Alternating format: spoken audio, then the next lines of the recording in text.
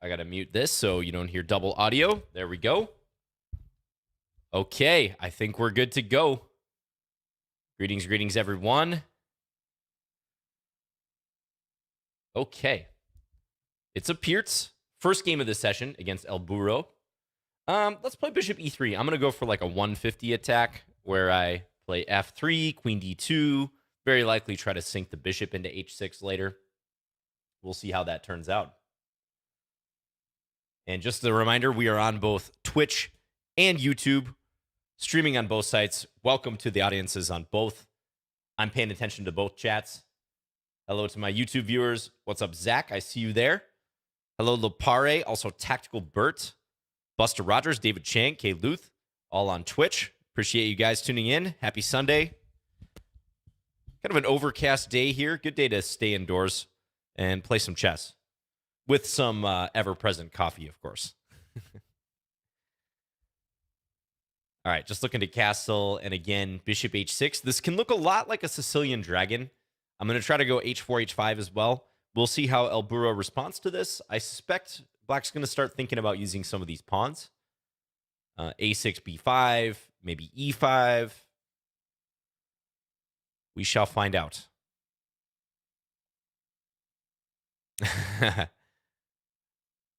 Hello, hi, bye.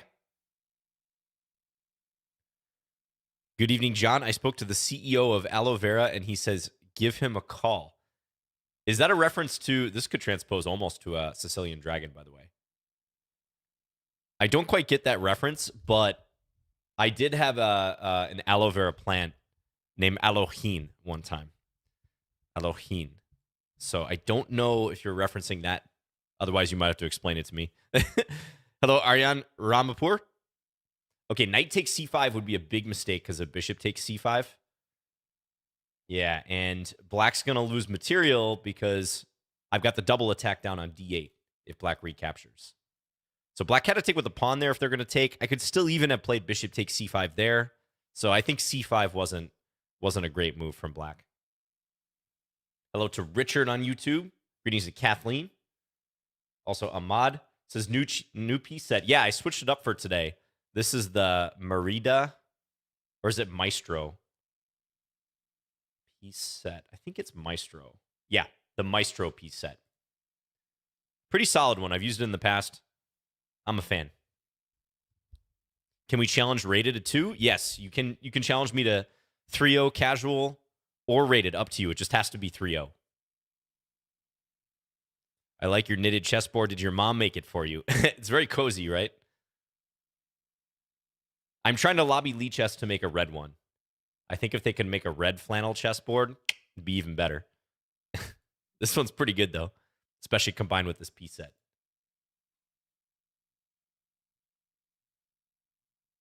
Okay, bishop b4, and that's another blunder, unfortunately. Knight takes b4. Knights go backwards. Yes, this is live. You are here for the live production. Buena vida. Big shout out to Lichess for making this happen every week. This is a 2-hour event, and anyone is able to challenge. I have a list of 50-plus challenges as of now, but you don't have to subscribe. There's no priority given. You're just in a pool of players, and you can get a game, hopefully. Let's go here. Attack F7. Oh, we're also going to check out our Rosen Score today. Have you guys seen this tool? No Joke Chess pointed it out to me. Shout out to No Joke if he's in the chat. And I was playing around with it this morning. So we're going to pull that up a little bit later. Take just kind of a fun little thing. Showing a bunch of unusual positions and scenarios that you might have got into in your games that Eric Rosen would approve of. Shout out to Eric Rosen. Okay, El Burro, thank you for the game. This is like an ultra safe move I played at the end. King b1, just ruling out queen check. I'm sure there were faster ways to win, but thanks to the game, El Burro. So yeah, this setup, it can be insidious, and here e5 was really pushing it. I can understand your desire to counterattack in the center, but you fell victim to an alignment idea when I took, and knight takes was fatal. You could maybe mitigate some of the damage, but honestly, even if you take with the pawn here, bishop takes, once again, if you take, you're going to lose this. So you'd probably have to go rook e8. This is not looking too good. So I would have played in this position probably something like a6 and then tried for b5. See, the engine wants to play c6, kind of similar. Start trying to creep up the side of the board with your queenside pawns. Looks a bit like a samish. Yeah, very similar vibe to the samish. Just the white pawn here instead of here. All right, thanks for the game. On to the next game. We got a lot of challenges. This is great. St. Hammonds, you're up. Good luck. 2,100. They got the wings. That means they're a Lichess patron. Thank you for supporting Lichess. Oh, thank you, Alabs. Says, feels good to catch you live. I appreciate it. Thank you for tuning in today. Yes, big ups to Lichess indeed. Hello, Randy. Also, Maroon says, greetings from Morocco. Hey, thank you.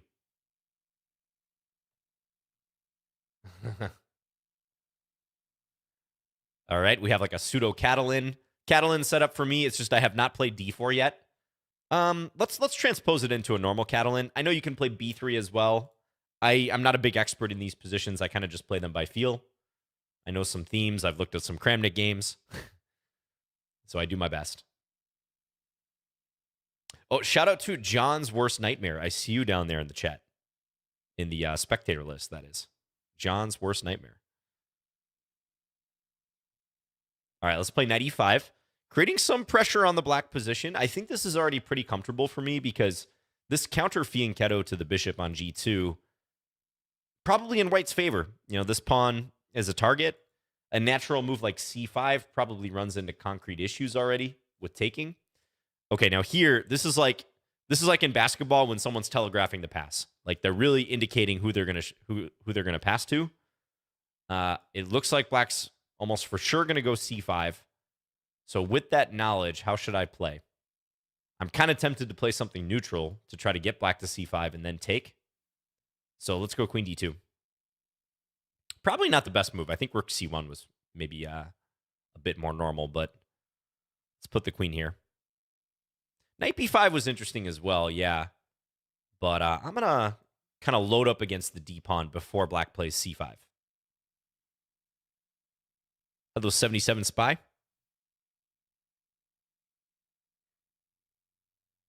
What do I think about the symmetrical English Rubinstein variation? I'm just reading that line. I think that's a pretty reliable line.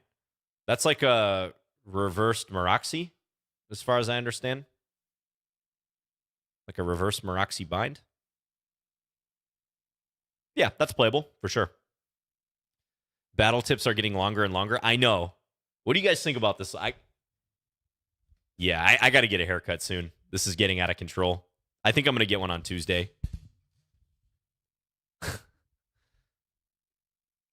The battle tips are back in full force, but dude, it's hard out there. You guys, your 30s, 40s, any guy really with a receding hairline. Just a fact of life. I have pretty good density to my hair. Let's attack this pawn on a7. But it's very like thin, like fine and thin. And definitely like my hairline recedes over time.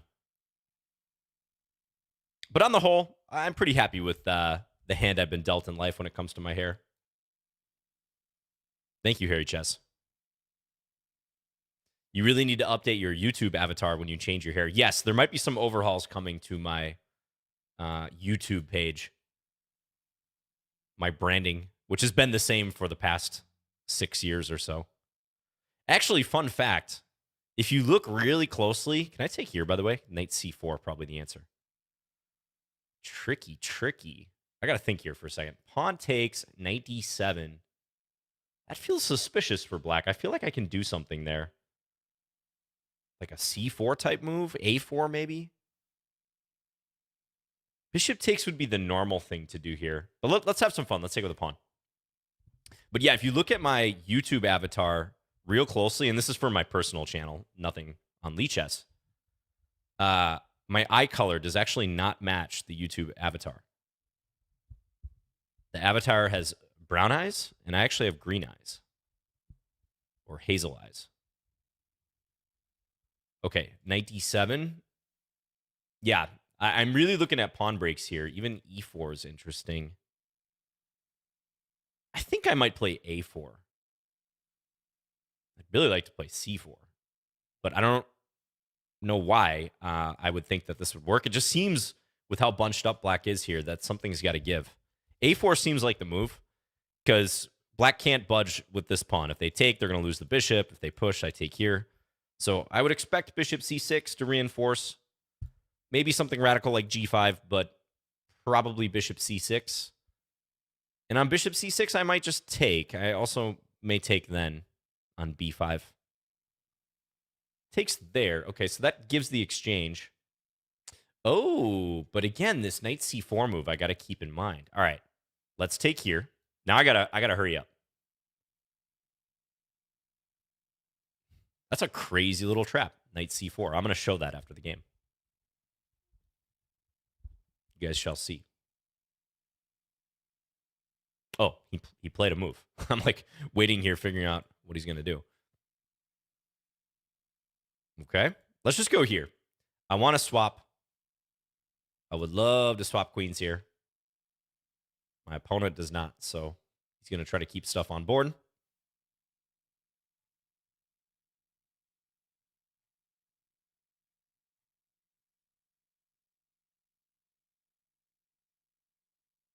F3 is kind of hanging here. Oh, I'm winning material. I win.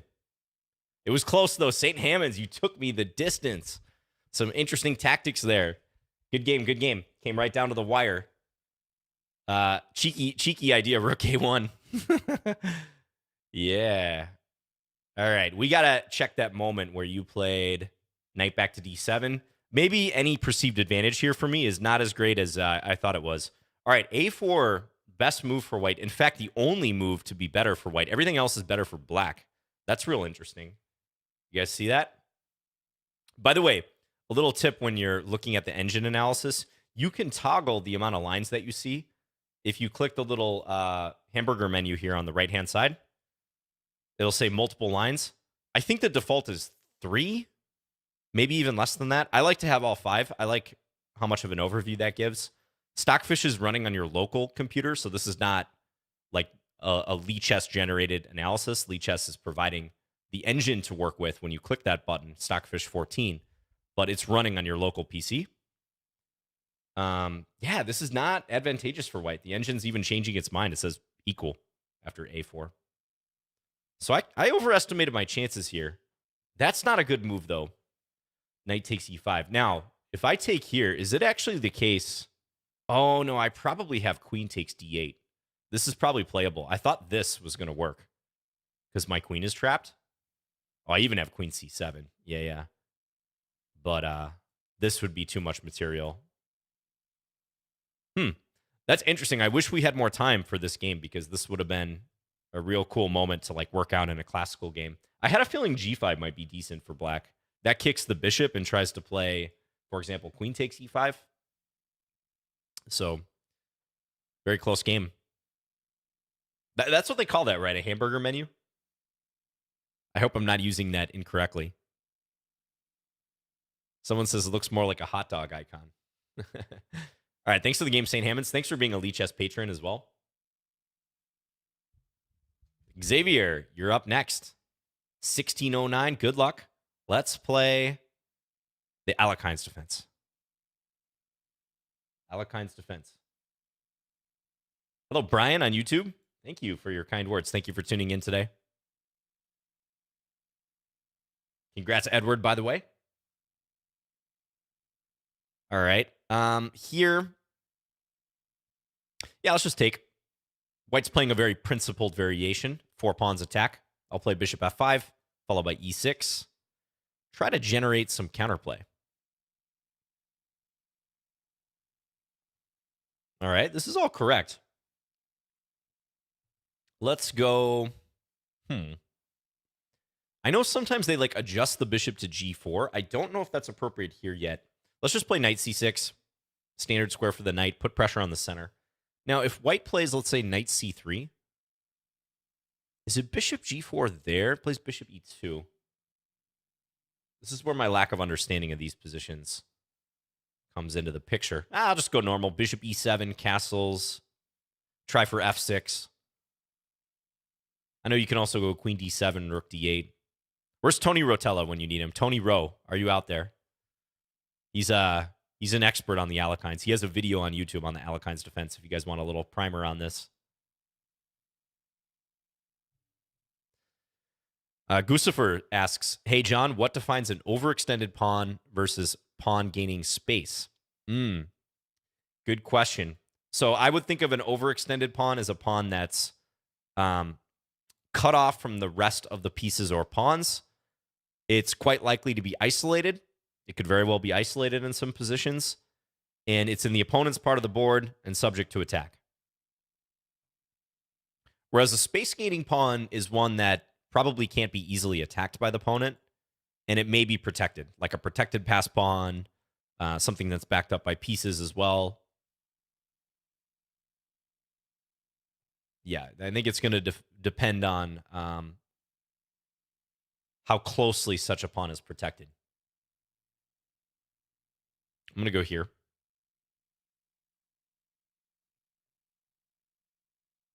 At what stage should one know chess notation? That tends to be a work in progress. I wouldn't feel absolutely pressured to learn it in the short term. Should I go knight c2? Knight c2 seems kind of interesting here. But then bishop takes b6. Your knowledge of chess notation will probably improve naturally as you get better and better. If you're going to enter a tournament, I would definitely brush up on it. You know, play some practice games where you're actually writing down the moves, because you have to write down your moves in an over-the-board tournament. You can also consider doing like the coordinates trainer on Lichess. That's a good option. But I would say it's not imperative for like chess understanding or mastery. I've seen plenty of pretty decent players actually who still mess up the notation. Actually, I wrote a blog post on chess.com many years ago. I played a guy in the 2000, I always forget what year it was. I want to say it was 2006 World Open. I think it was 2006. And there was a guy who ended up getting kicked out of the tournament because he was strongly suspected of cheating. And unfortunately, it was never proven, but it's all but a given. And I won't go into all the details. But anyways, I played this guy in the early portion of the tournament. These bishops are killer here, by the way. And this guy was a 2200 floored U.S. Chess Federation master. So his rating was right at 2200. Floored means like he can't go below that number because he's played enough tournaments and games. And basically, he ended up beating me and a number of other strong players in this tournament, including Grandmaster Ilya Smirin, who is a massively strong player. He played an absolutely beautiful game. This is like, middle-aged guy. Kind of came out of nowhere. Thank you for the game, Xavier. You were playing pretty well, by the way, up until maybe around here. My knight b4 move. Yeah, I was wondering if you could meet that with knight d4, attacking this and this, guarding c2. Probably you started to fall apart a little bit with g4, and maybe that move itself is not so bad, but you got to be careful here, it looks like. Rook c1, and then my pieces were kind of swarming. Thank you for the game, though. Good opening play. So, yeah, to get back to that story and why this relates to what you're asking about with notation, one thing I reflected on in hindsight that struck me as odd in the moment is that this guy I was playing was a 2200. So, he's a master. And, when you're playing on a physical board, very often it has the coordinates on the side, A through H and 1 through 8. So for the ranks and the files. Good luck, Kieran. I got to really concentrate against Kieran. I think Kieran beat me last time, or one of these times. That was last time, yeah. And it really struck me as odd that I could tell when he was writing down his moves in the game, he had to look at the letters and the numbers, so the ranks in the file, to basically determine like what he should write. And I had never met someone who was that strong that had to do that, because just naturally over time, like you play enough chess games, like you will learn that stuff. And I didn't think much of it during the game, but afterwards I was like, whoa, that was a sign. that was a sign that he actually is a lot weaker than he purported to be. Yes, that's right, Victor Bowles. That's right. It was a famous OTB cheating incident.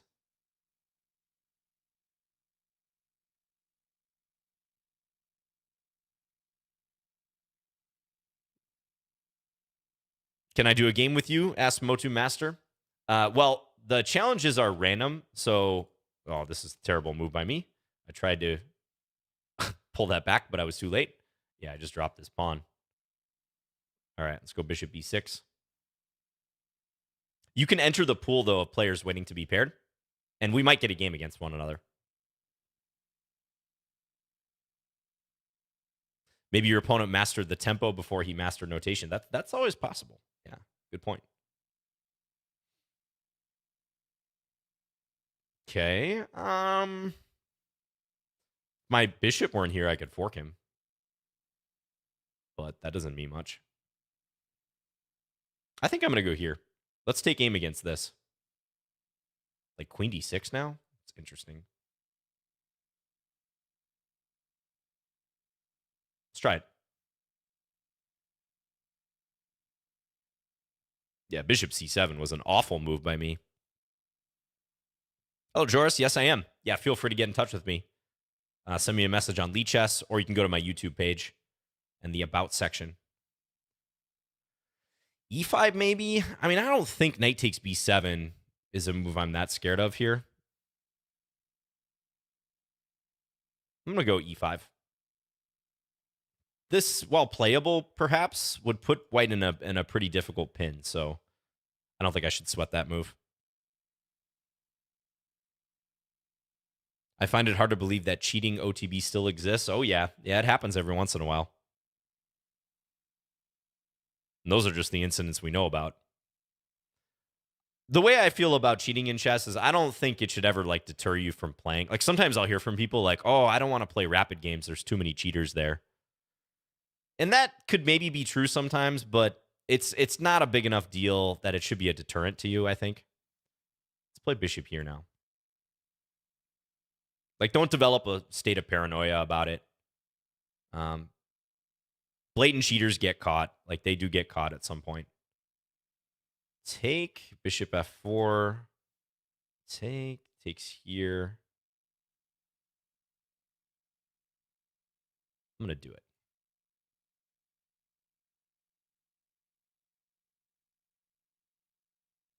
Okay.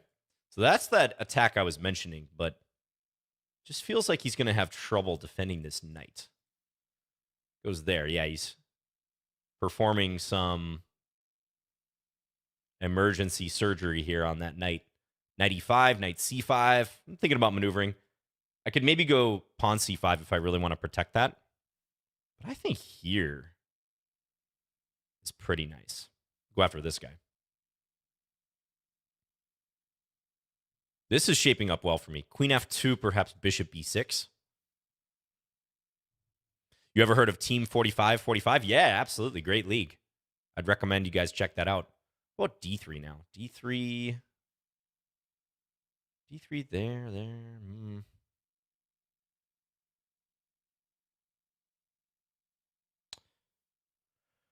This is complicated. I feel like I'm close to winning here, though. But I need to find a good move. How about this one?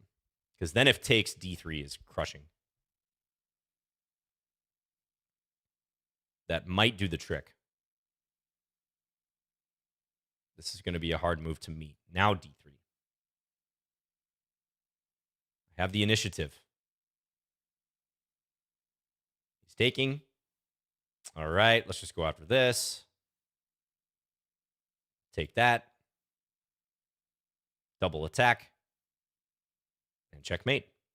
Kieran, thanks for the game. Tough one. Close game there.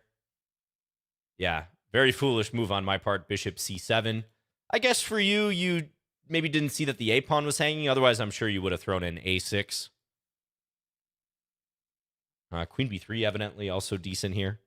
I guess if takes, you can take down here. I got some counterplay against your king. Your king was like fairly weak due to all these pawns having been pushed, but very tense game. You always play tough, so thanks for the game, Kieran. All right, Chess Riddler, you're up next. Let's play d4.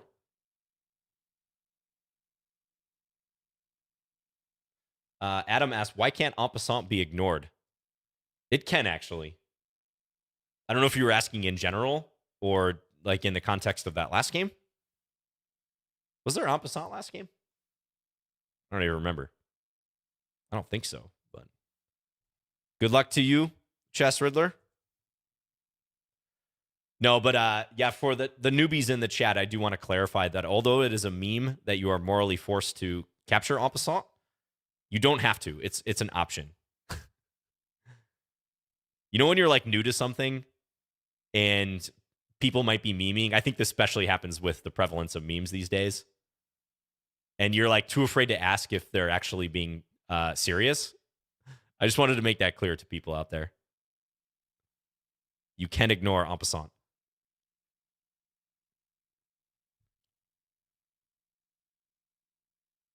But if you ignore it and then want to do it later, that would be illegal.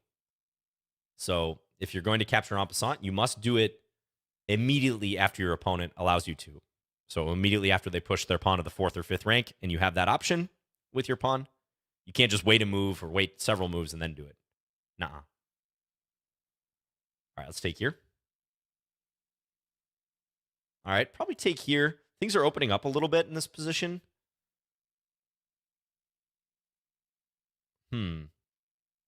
This is probably okay for black. I was thinking if I could go check, maybe. I think I'm just going to pull this guy back. Try to keep some material on board. Castle here. Probably not much better here, though, if at all. Black does have an isolated pawn, but not a big deal. Unless you're on chess 24, then it's okay. You can do it anytime. Right. That's a reference to a famous bug in their software that Jan Gustafsson and Peter Svidler discovered during a live broadcast one time. You can find that video on YouTube. It's pretty funny. Okay. Do you guys know what I'm trying to line up here? This is a classic scenario with an IQP, or just an isolated pawn in general. I'm attacking that pawn with all my pieces. Black is defending with practically everything they have.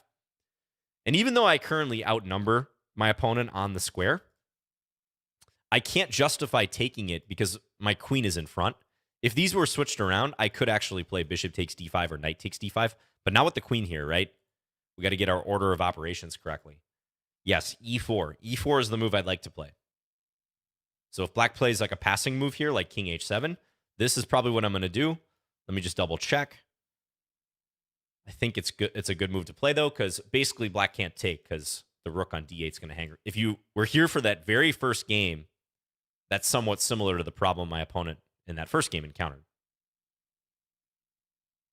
So this is a common way you can try to lean on your opponent a little bit. Okay, bishop g4. Now I have some interesting options. I'm going to win at minimum a pawn here. If I just want to bank a pawn, I could like take here right away or take, and then take here. However, I see another option that might even win me more material, which is pawn e5. Pawn e5. I'm really contemplating this because that attacks the knight, which is in turn defending the bishop. So if the knight moves, I would take the bishop. So really the only relevant calculation here is bishop takes f3. And then I think I can play e takes f6 in between move because I attack the opponent's queen, and then I can scoop this bishop up. My back rank is covered, so there's no check I have to worry about. Not worried about the bishop hanging. So I don't see anything wrong with this. I'm going to go for it.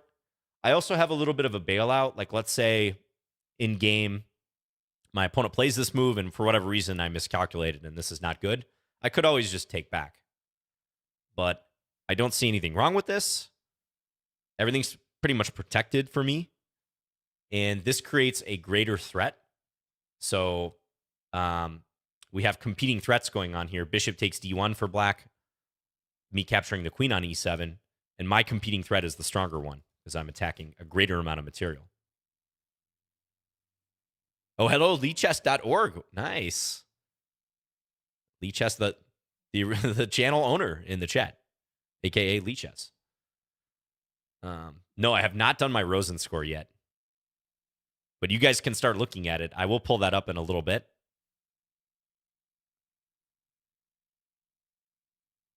Here we go. All right, so I've won a piece, and now we're just going to take on d5. Let's go after this pawn.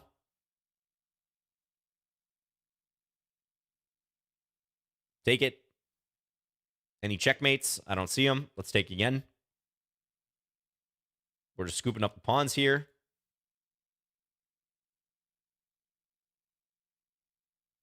I'll play my ultra safe move I like to play. Check. All right, now here, because on king a1, my opponent is in a near checkmate scenario, I got to be careful, right? Like this is a prime situation for a stalemate.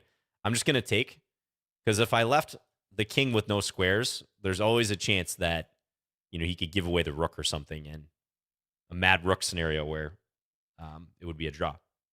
Okay, Chess Riddler, thanks for the game. Instructive little sequence there. I think you tried too much actually to defend the pawn on d5. You tried too hard to keep that defended. Usually the best case thing you can do in a position like this is not get too attached to that pawn and instead look for counterplay elsewhere. So, I don't know. I might have played like queen c5 or something here. Maybe rook c8 coming up. It's still possible you could lose this pawn in the long term. But if you can give it up in a smart way where maybe like you can get your rook to the second rank and like a rook ending or something, you might be able to draw. But yeah, when you try to defend passively, and you can see the eval, that's already pretty amazing here. The engine thinks this is +3 for white. Because not only are you going to lose the pawn, but then all of these defensive moves you played are sort of useless. It would have been better to go for counterplay. Thanks for the game. Okay. Fit Bison. Good luck. You guys ever had bison? I had a bison burger a while back. It's pretty good.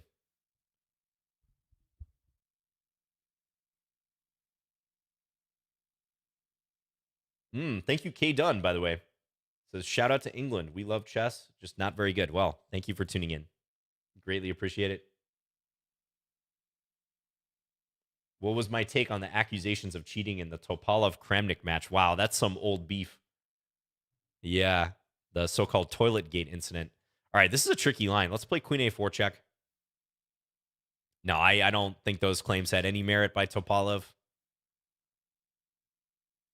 I also wonder how much of that at the time was driven by Topalov's manager, Silvio Danielov, who's a very controversial figure in the chess community. Also one of the very few people who's blocked me on Twitter, I think, that I know of.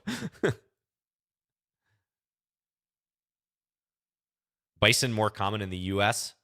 Yeah, you know, in the Great Plains states, there are quite a few bison around. So if you go out to North Dakota, South Dakota, for instance, they are there. Of course, Yellowstone, places like that. Okay, so my opponent actually castled short. I think with this version of this, I should be all right, but I got to be careful. Black's rook is lined up with my queen. I'm just playing some kind of defensive pawn moves for the moment. I would expect black to move this bishop or maybe go here. Bishop d6, interesting. Let's go queen. Nah, let's go h3, actually. I'm going to play this kind of safe. I have a feeling black's trying to go bishop g4 soon. So I'm going to go h3 to discourage that. Yeah, that's right, Lichess. The very controversial tweets. No wonder he blocked you, right? This was like years ago, too. I have not looked at his account in a long time. Well, I can't even if I'm logged in under my account because I'm blocked. Queen a4. These positions can be tricky because you gotta take your time in unwinding them. Like if I play too aggressive here, it could backfire easily on me. So I'm being very careful. I think he's trying for this and then here. So therefore, maybe I should go knight d4. I think this is a better way to handle this. I don't want that queen getting to e5. What do I think of the Kali system? decent little weapon from time to time. I wouldn't make it my main weapon, but I think if you try it from time to time, there's some interesting stuff there for sure. Do I encourage my students to do puzzles or focus on real games? Honestly, both. I mean, first and foremost, I think rapid games, time controls of at least 15 plus 10 are kind of a priority, but you should be supplementing that with lots of puzzles for sure. Like outside of actually playing and hopefully analyzing your games a little bit, that's the next major thing you should be doing. Meat and potatoes.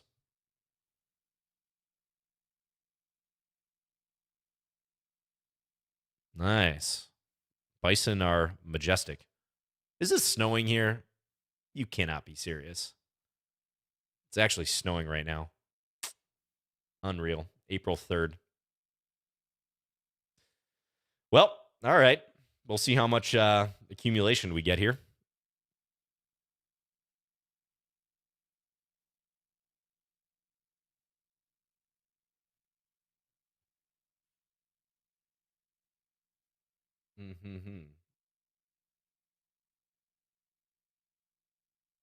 I'm just catching up on the YouTube chat. Discussing moves as I play. Yeah, I do talk through my thought process because it would be pretty boring for you guys if I didn't. Also, rest assured, I do not get advice from the chat. There's a slight delay too, so that helps. But in moments that I know are going to be interesting and I, want to make it clear that I'm making a totally original decision, I will intentionally not look at chat. But if you're a streamer, there's no way around the fact that, if you're streaming chess, people are probably going to be suggesting moves. Unless you literally go to emote only mode, which some streamers like Hikaru do in very serious competitions. Like when he's playing the Rapid Chess Championship on chess.com, he will do that, I've noticed. Okay, I'm still up the pawn here against Fit Bison. I feel like I'm still consolidating this pawn, but I think I'm gradually making progress. He's done a good job of making it interesting, though. This knight might have just got trapped, though. Yeah, and I think... no, I guess it's getting out. I thought I could get my bishop involved to help, but I think I'm just going to go win a pawn.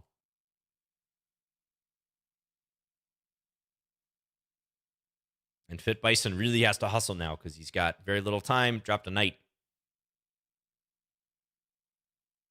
He's fast, though.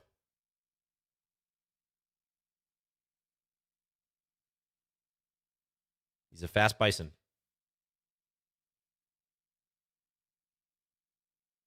Check. All right. Thank you for the game, Fit Bison. Tough one. You had some compensation for sure. This is a somewhat underrated gambit. Ironically, I was talking about this exact gambit just yesterday on my stream in the Tarash. It's called the Hennig-Schara Gambit. Usually, black just takes back here, but taking here is interesting. And white can either play queen takes d4 or queen a4 check. They're both playable. And you see this every once in a while, especially these days. I think there's been some theoretical revelations in this line. It gets played by grandmasters. So while the engine is going to say white's better here, almost certainly, this is not so easy to play in practice. Like, based on the eval, you can tell black has some compensation for this. Yeah, Magnus did play this recently. That's right. Yep. I don't know. I didn't notice any, major chances that you had. I'm sure neither of us played this, totally perfect. Maybe around king f2. This move looked a little squirrely for me. Still tiny bit better for white, but the engine's not super happy about that move. It's just knight d5 instead, I guess, because my queen links up with the pawn. I think you played okay. I just honestly defended pretty well. I gotta give myself credit. But improvements for both sides for sure. Thanks for the game. Who do we have next? Fabi Bisher. Good luck. 1688. Fabi Bisher 101. Okay, let's play knight f6. I'm feeling like a Gruenfeld maybe. Maybe king's Indian. Let's see what white does. Let's play Gruenfeld. A Gruenfeld is a line where you can't decide if you want to go full kingside fianchetto and give white the space advantage like King's Indian, or if you want to play more classically and play in the center. It's like it occupies this weird in-between realm. You know what I noticed? If you look at the Lichess database, the King's Indian is far more popular than the Gruenfeld. I feel like the Gruenfeld is hardly ever played by like players just kind of stumbling onto it via a series of normal moves, if that makes sense. Like the Gruenfeld, if you're playing it, you've probably specifically studied it before. Whereas King's Indian, I think a lot of people play because they might have seen streamers do it. The moves are pretty natural. Like you just bring your knight out, you fianchetto your bishop, maybe you throw in d6, and then you castle. It's pretty easy to understand. Gruenfeld's kind of a timing opening where you got to time d5 right for one thing, because unlike the Marshall defense, the Gruenfeld gives you more opportunities at counterplay. And you have to be comfortable with a slight lack of space and a long-term like guerrilla warfare style campaign against the enemy center, as I'm starting to do here.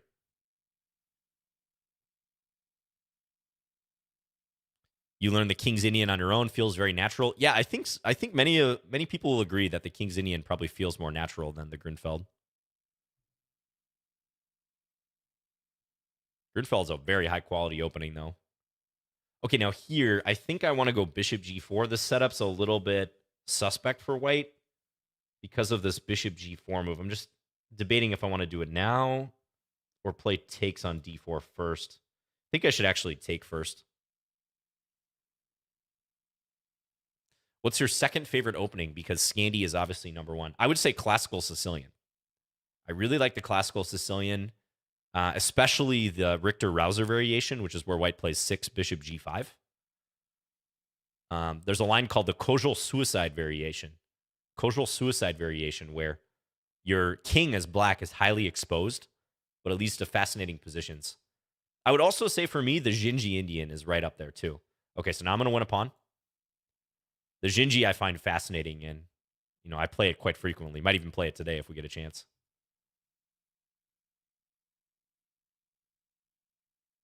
Do you think you would beat I am Eric Rosen? We have played before, and I have beat him before. I think he's beaten me before too. We've never played over the board before, but we just played online. Is d5 a bad move for white in the Gruenfeld? Not necessarily, but it's really going to depend on the timing of it. All right, should I go after the rook? The 2 rooks for the queen? I think I will.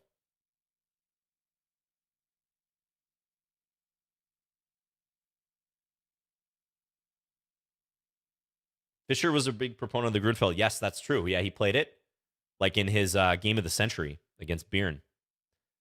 Also, he's a big proponent of the King's Indian.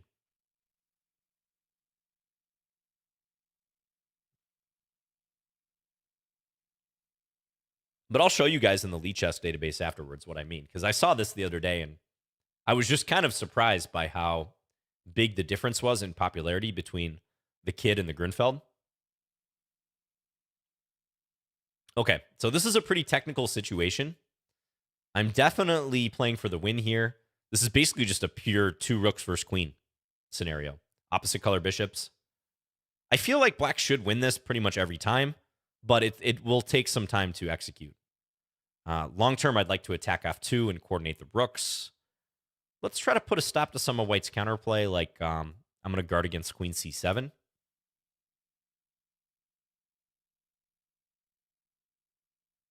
Yep, my opponent could push the h-pawn. Hey, you predicted that, right, Tucson? Are you, in fact, Fabi Bisher? Tucson says, I hope the opponent plays h4, h5, h6. And lo and behold, what did they play? All right. I don't know here what I should play. Maybe rook c5? Let's do that. I don't really want to play h5 because I'm slightly worried about stuff like bishop takes e6. So I'm going to go here and be solid and guard the h5 square. If queen d6, I feel like I can check and then take f2. Okay, now, if here white would have to play f4, that feels a little weakening for my opponent. Let's just play calm. Let's go here, though. Okay. Oh, rook c3, there's f3. It's not quite trapped. All right, improving move by me. King g7. Oh, and then white's walking into rook c3 because now that pawn cannot go backwards to f3 to block. Thanks for the game, Fabi Bisher. Thank you. Yeah. The way you played it looks pretty natural, but after this bishop g4 move, I think you kind of had to play e5 here, from what I remember. I guess the engine is saying bishop d5 as well. Yeah, because the way you played it, I can pretty much just win a pawn. And we're in this, later in this two rooks versus queen situation. Maybe rook c1 is a little more resilient here. Defend the bishop, also take the rook out of the way. The engine gives a fairly large advantage for black, -3 when we get into this endgame. Doesn't think I played it perfect, though, by any means. Some of these moves are debatable. E6 doesn't like. E6 looks very natural to me. What did I miss here? Is there a check and then another check? Check. King h2. Check again. Force g3. Ah, okay. So this is kind of what I was mentioning. If I can get a scenario where the bishop comes here with the help of the rook and I win the f-pawn, that's pretty much going to significantly hamper white's chances of holding here. So that's why the engine likes this so much. It says here to stop this, e6, I don't know, let's just say bishop b3, rook d8, and then renew the threat of bishop d4. So it seems like it's inevitable that white's going to lose this. So you know what I would do if I were you? Look into the line, Fabi Bisher, where instead of putting the knight on f3, you actually develop the knight to e2. This is what I recommend. I have a free d4 course, and this is what I recommend in that course, where you develop like this. Specifically, so if bishop g4 happens, you can actually play f3, and you don't run into this pin and this indirect pressure against the center. Okay, thank you for the game. Let's play a couple more games. Then I'm going to show you the Eric Rosen score real quick. And you guys have a chance to run it on your own, too. Minio, you're up. But we're still going for a while, just as a reminder. We still got an hour and 15 minutes or so of streaming.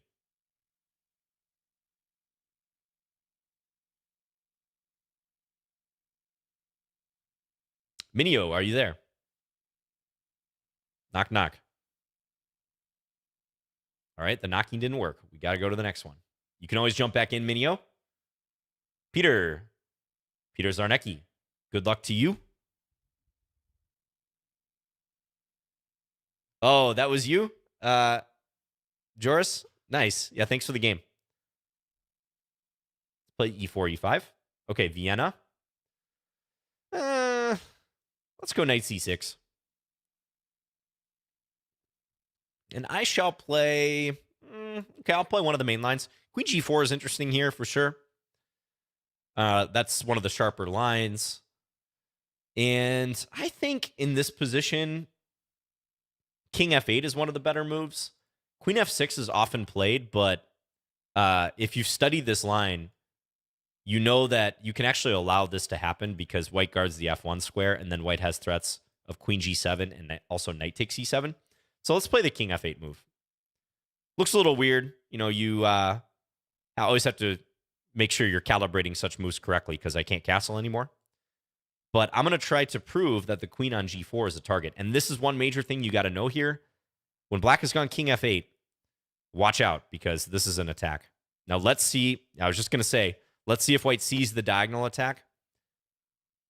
Of all the types of moves in chess at the amateur level that I see people miss, long-range diagonal moves. People always miss long-range diagonal moves.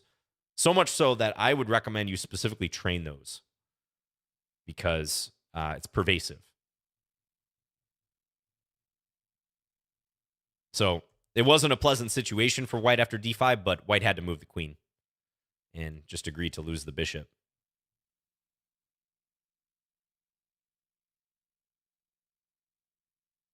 If I respond to the knocking, would I play? Yes, if you accept the challenge in time. Absolutely.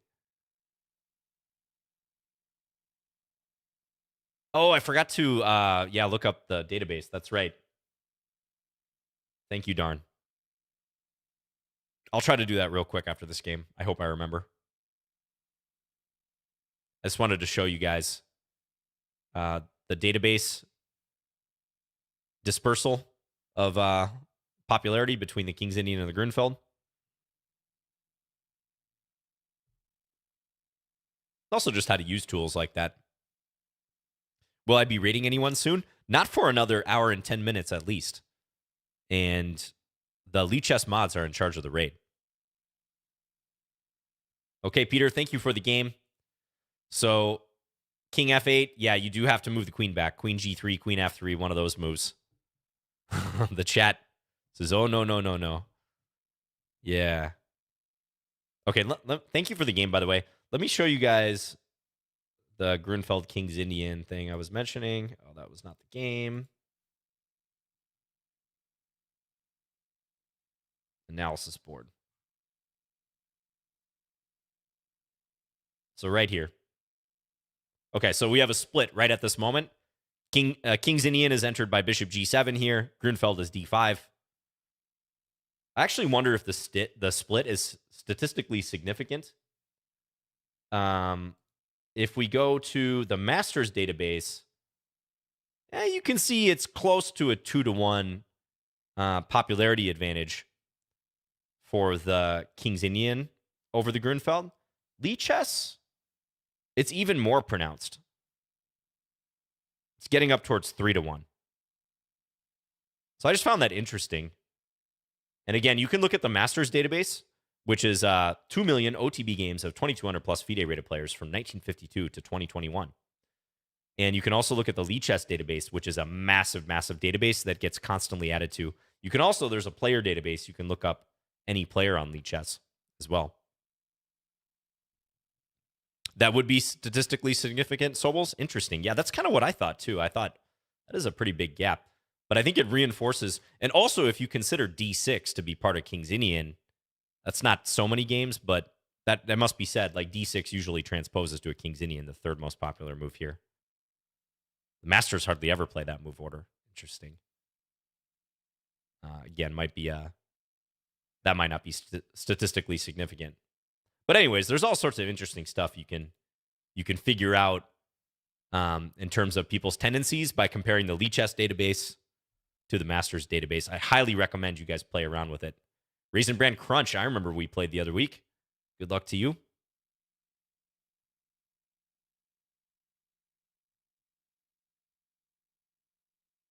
All right, let's play Bishop G5. Mainline Queen's Gambit. Declined. Oh, yeah, that's a great tool, right, Darn? Darn says, I've been using that feature a lot to find deficiencies in my openings. Yeah. It's so cool. You know, I think a lot of us chess players are kind of data nerds. And, you know, I'm certainly not, like, that mathematically gifted. I will fully admit, like, I don't have, like, any special talent for mathematics. But I really like stats. That was my favorite math class in school. If you can even consider it a math class. Like, I think stats is sort of a general life class. So I really enjoyed that stuff. And yes, no exchange. Sorry, Raisin Brand Crunch. I didn't take your pawn on D5 that early. So, and I just like how the database is easy to navigate and visualize. So big shout out to Lichess on how they designed that. You have a minor in stats? Very nice. That's awesome, chess pawn. Cool.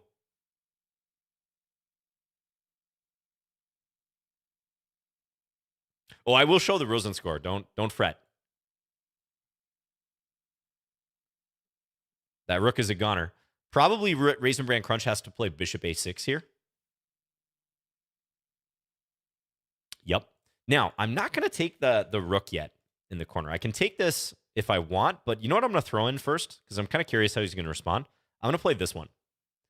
Very unpleasant move, I think, for black. It might win me more material because how does he get out of this? I'd rather win a full piece, like a full minor piece, than an exchange, which is a minor piece for a rook. That's called winning in exchange. And I don't know what he does here, because if queen c8 to defend the bishop, I take, and if black takes back with the queen, the bishop would be loose. If bishop c8, then I take, and the queen can't take. So I think black's kind of sunk here. If knight f6, I'll just take. Kind of an odd tactical sequence, but very, very annoying for Raisin Bran. And given that Raisin Bran is only a breakfast cereal, I don't think they're going to come up with anything significant here. Sorry, Raisin Bran.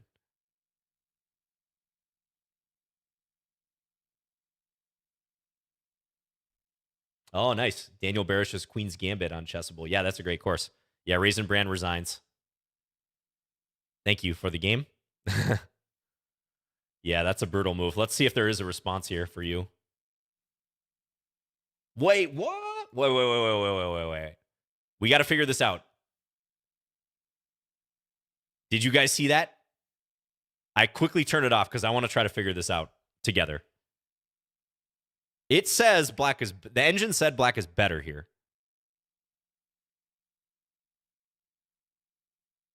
I don't even remember what move it suggested. I think Queen C8. But I was flabbergasted by that. Why is that?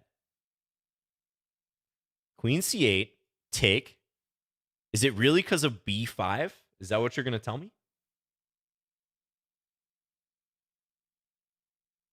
Whoa.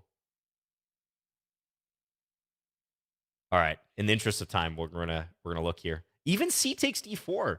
Oh, sick. Because of knight C5. This is why we got a long ways to go as humans, guys. We are very far from chess understanding. I never would have thought that black is better here. Even in a classical game, I don't know that I would have appreciated that. That's just the John Bartholomew mystique. You know, Raisin Bran was like, all right, I am. You win. You got me. Queen A4. I thought you were only going to win in exchange. I thought I was going to limit the damage to that, but you showed your mastery with this move. And the engine says, step aside, mere mortals. Let me show you who the real boss is. Queen C8, take. Oh, then just take here. I say just, like it's obvious. Wow. And all of a sudden, I have problems with C3. That's not obvious at all. Yeah. And I can't castle. I cannot castle because the bishop that I was talking smack to is preventing castling short. Says I can go here and then just take. I don't know why. You're telling me black can play this position down a rook and black is better? Unreal. What? I'm sorry to pause here for a second, guys, but when something really unusual in like your personal evaluation as a human comes up compared to what the computer says, I think it's worth investigating and trying to understand the gap in your knowledge. I don't doubt what the engine's saying. I'm running good hardware here. I got a strong PC. I can kind of see the compensation. The pawns are wrecked. That's insane. Okay, granted, black's probably going to win a piece back at some point. Bishop takes A8, but the casual nature of that sequence, like it's not like my king is even in immediate danger. Wow. And there's even another option that's okay. Black could even take here right away. That's probably quite similar. If takes here, Queen C8 now. Same issues with queen coming to C3. Point there being if I take the bishop, as I was kind of talking about, knight C5. Nasty move. Hit the queen, hit the bishop. I don't have D3 available because the knight covers. Wins everything back with interest. Crazy. Okay, I'm going to have to look at this later. Mark John says, this is just one of those positions where only an engine could play this. Right. Very interesting. I'd be curious how many grandmasters would misevaluate that, especially in a blitz game. Hey, for all you chess teachers out there or people who train with other players, if you want to give them an interesting brain teaser, maybe give them this position and say, all right, the engine says black is actually okay here. Can you find a way for black to get counterplay? That would be a high-level exercise. Even knowing that, I think that's still difficult. But, hey, feel free to navigate to my profile or Raisin Bran Crunch's profile and play through this game if you want to explore that further. Okay, just a little bit of a break here for a second. Let's take a look at our Rosen Score, shall we? Okay, no joke chess. If you want to drop that in the chat, little midstream intermission. So the Rosen Score is a cool tool that someone put together where you can put in your Lichess username or anyone's Lichess username, and you can actually generate. You can, so I'll put mine in, click analyze. You can generate how you've done with your games in comparison to accomplishments that are often featured on Eric Rosen's streams. So stuff like, oh no, my queen, his infamous stalemate trick, all sorts of checkmate sequences, like castles kingside, checkmate, castles queenside, checkmate, 4-knight cube checkmate, 6-knight rectangle checkmate. I mean, really wacky stuff. There's all sorts of categories for openings too. So you can input your games or anyone else's games. This website will automatically analyze them. And it's pulling the games from Lichess to do this, actually. And it's telling me how many trophies I've accomplished there. Yeah, the link is in the chat. So feel free to click on that. It's just kind of a fun thing to do. And by the way, I think this site, I was checking it out earlier today. It says it's not affiliated with Eric Rosen. So some viewer of his who clearly has some programming knowledge was able to do this, and just kind of a cool, fun thing. You guys know Eric as a popular streamer, so I think he showed this on his stream too. Maybe someone can drop the link in the YouTube chat as well. One of the Lichess mods, the YouTube viewers are asking about it too. I'm going to leave that up in the background because it's going to be analyzing for a little bit. Let's go to another game. That's totally free to use, of course, as everything is on Lichess. All right. Destroya Jr., you're up next, 15-12. Oh, hovering over the trophy will let you visit the game. Oh, that's really cool. I didn't know that. That's awesome. I will have to check that out. Very nice. Yeah, I didn't actually click into anything. But as the trophies generate, apparently you can check out the games in question from those trophies.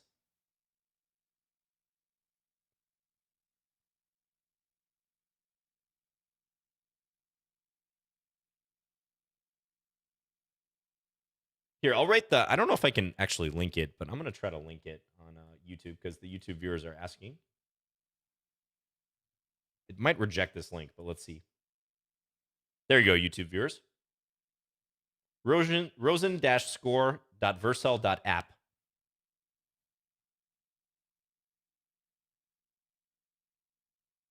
Yeah, right, John Chappell. That you're talking about that game that I just played, where Raisin Bran Crunch resigned in a better position. I know, that is amazing. That is so wacky. Okay, here I think I should go bishop g. No, I think bishop e7 is the move, actually. You break the pin, and I'm trying to go for bishop f5. I don't want to play bishop f5 too soon, though, because of queen b3. So we're going to play it like this.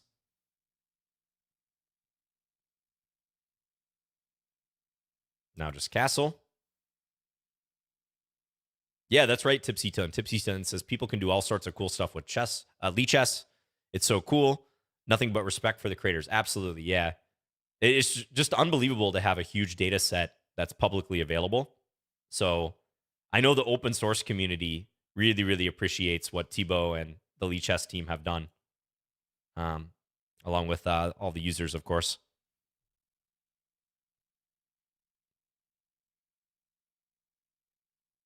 Yeah, no ads whatsoever.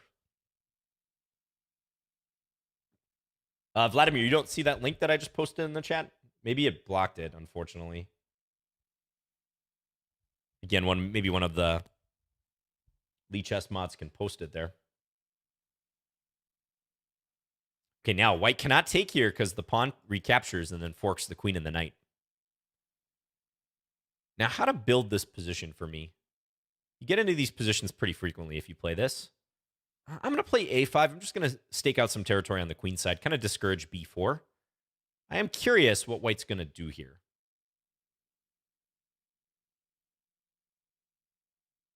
Yeah, probably the link is blocked on YouTube. But looks like you found it, Vladimir. Very good. All right, knight d2. Yep, that's kind of an expected move. Probably a little too wild for me to play this one. I mean, I think I should go here, but that feels kind of lame. I feel like we're going to have a bunch of trades. So I'm just going to take this one. And then I'm going to put the other knight on f6. At least try to keep some pieces on board.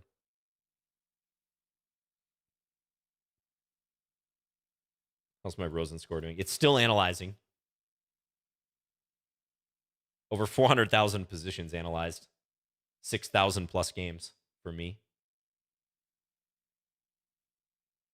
Ooh, all right. Now I get this knight back in.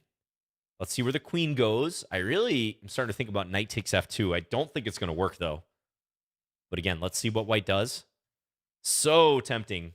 Take. King f1. I could lift the rook, maybe. Actually, yeah, why not? All right, you guys know my principle in these games. If I'm in any doubt and it looks interesting, in Lichess plays, I play it. I just go for it. Got to do it. And now here's what I was thinking. Looking for rook f6. Like, how does white deal with this? White could play g3, but then I check, and if knight f4, probably just queen takes g3, and it's going to collapse for white. Oh, I see one defense. It's a backward knight move. White has a defense. I mean, there's only one backward knight move, so that's going to give it away. I still get another pawn, though, for it. Oh, Destroy it, finds it. I still get another pawn. So I have 3 pawns for the piece. You know, I think I'm worse here, but it's interesting. I might have got stream sniped there. I probably should have said it's a forward knight move. The only move is a forward knight move. All right, let's play e5. Fortunately for me, Destroya doesn't have much time left.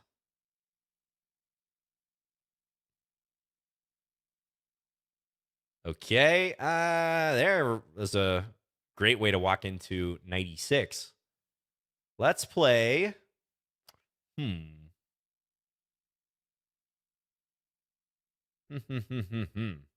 don't know. Maybe here. This position's a little sketchy for me, though. I could easily get checkmated here. Let's throw in a random check. And a4. Please don't get mated. Take. Whew. I survived. Yeah, I think that was a speculative sacrifice. Knight takes f2. Just a downright bad sacrifice. It's very tempting. The engine says, nah, just play this slow. Queen f6, queen h4. Can I play against you, Finns? Hikaru? I'm not Hikaru. I think you got your streamers confused, Mighty Rocket. But hello to Mighty Rocket.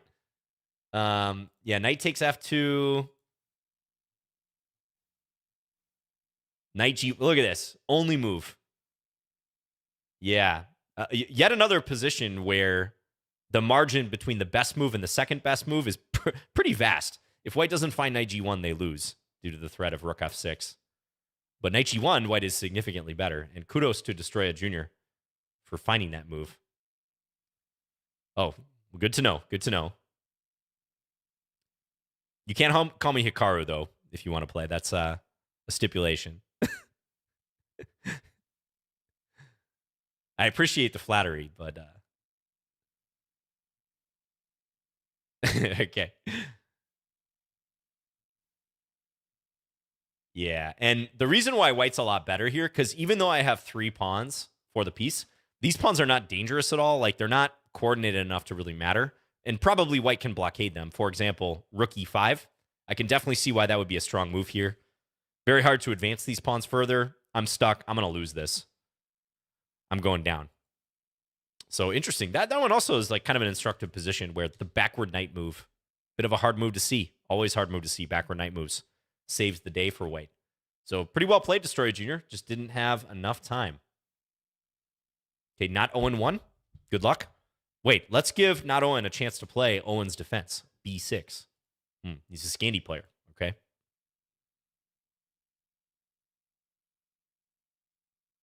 Good luck. Queen takes d5. Let's see what he does against the knight f3 variation. You guys know I'm a big fan of the Scandi. And knight f3 is a challenging option, trying to go d4 followed by c4. Definitely a principled way to play. Yeah, not Owen's defense. That's correct. He did not go into that b6. Poor John Owen. He does have at least the opening named after him. But one thing I found about the player John Owen, who Owen's defense is named after, is that he was actually one of the first players to execute the double bishop sacrifice in a game. He was playing black in a game. I think this is from the early 1880s. You can probably find the game on chessgames.com. I know it's there. I don't remember who he was playing. But John Owens played the double bishop sacrifice in a game, was winning, and then he blew it and ended up losing the game. And I believe, this is my take on the scenario, I believe because he lost that game, the double bishop sacrifice was not attached to his name. And instead, Lasker, a few years later, played a successful double bishop sacrifice against Bauer. And it became known, I just blundered, by the way, it became known as the Lasker double bishop sacrifice. Actually, this might not have been a blunder by me. I thought bishop c2 was good, going after this pawn, but I can play rook c1, bishop takes b3, and then knight d2, and the bishop's actually trapped. Should I try to bait my opponent into doing that? Let's try. Come on. If not Owen is stream sniping, that's not going to work, but... Oh no, my pawn. I really might have to enlist some Eric Rosen. Oh, okay. Now I don't know if it works, though, for me, because I don't have the knight d2 option anymore. He's refusing to go bishop c2, though. Probably I just take here now.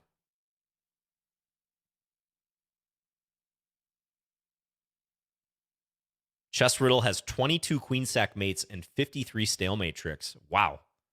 That's significant. You've done that stalemate trick 53 times? Because I wonder if that's specific to Eric's stalemate that he's popularized, where you go to the corner with your king. If you pulled that off 53 times, that's unreal. But I have a feeling it might be a broader definition. All right, so I'm up in exchange here. Let's attack that knight.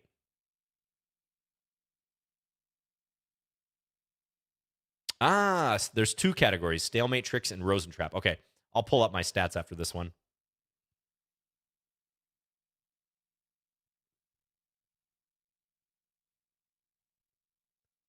By the way, weather update, not like you guys care, but I think it's only raining. It's not turning to snow. A little too warm for that. Very important. I know. Wait a minute. Can I win material? Almost. Not quite. F3. Black is looking very cramped here. Hey, Andy, is Yoda? Yes, yeah. We got the denim board going on. Let's just start advancing.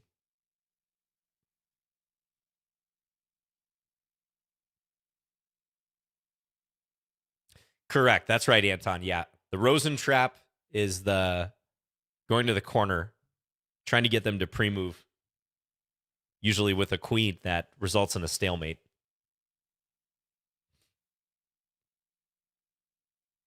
Ooh, my opponent's trying to break out, but I think that knight just became trapped because I cover this square as well.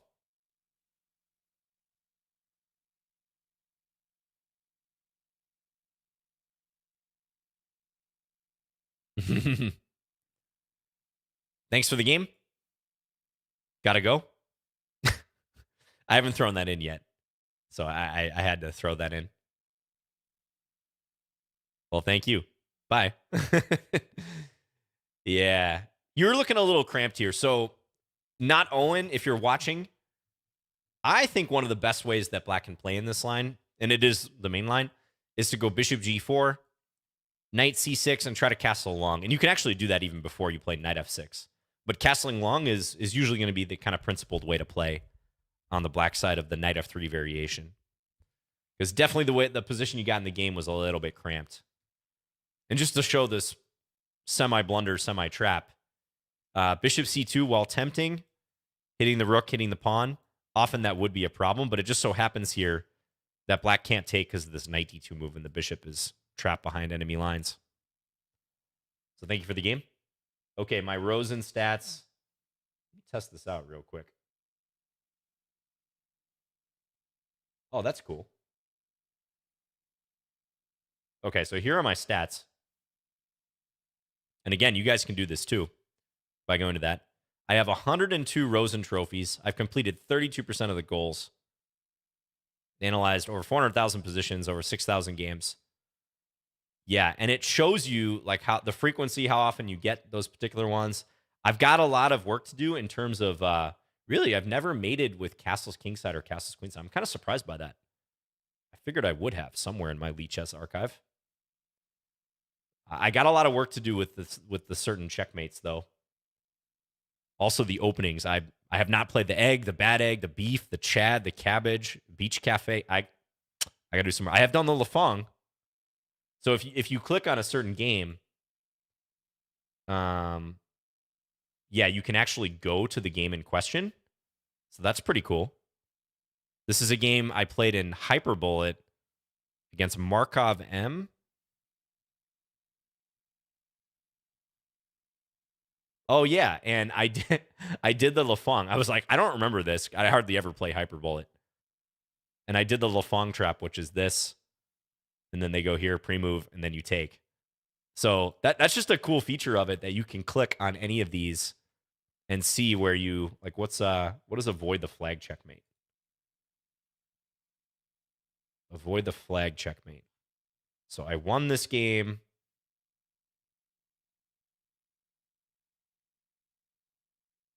Oh, like I had so little time here at the... Okay, it's probably something having to do with the clocks. Oh, I remember this game. I had no business winning this game. This is an hourly... I was going to say this might have been a Lichess Plays game. I remember this one. I had a ridiculously low amount of time here. We got into this position. I won this ending as black with 2.4 seconds. So that's cool that it called that up. So yeah, take advantage of this. Just a fun tool. Another integration with Lichess, although not affiliated with Lichess. All right, let's keep going here. Who's up next? Chess State, 1497. Here we go. Good luck, Chess State.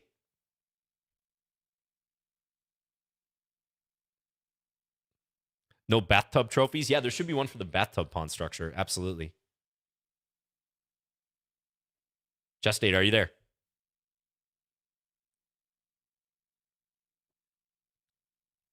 I guess not. All right, on to the next opponent. We still have over 50 challenges. This is awesome. Cartman's Ghost. Cartman's Ghost, you really get a lot of games. You're in there every week. Shout out to Cartman's Ghost.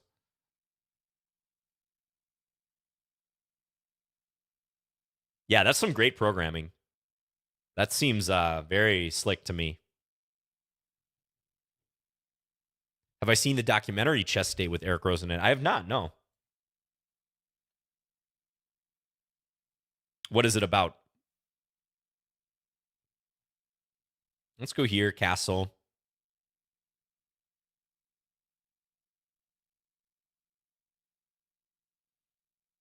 That's a lot of stalemates, Malcolm. Nice. It's about the Illinois high school tournament. Ah, okay. Yeah, Eric is from Illinois.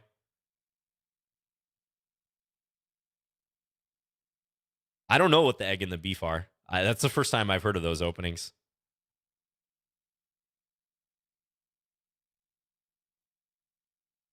Let's go bishop e3. Okay, how will Cartman's Ghost deal with these pawns? I feel like he's going to take.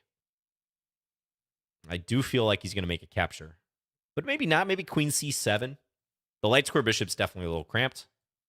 Maybe knight b6. See one of those moves being played. Chess Riddle. Okay, you're rooting. Yeah, Cartman's Ghost. Chess Riddle is rooting for you. He wants you to improve on 5-0. All right, let's take here. And then I think I'm going to take here. This is a little bit boring, but I'm going to play against those weak pawns. Because those pawns look like they should be attacked long term. Maybe here and then knight e4. I'm getting some like Russ Limo type vibes.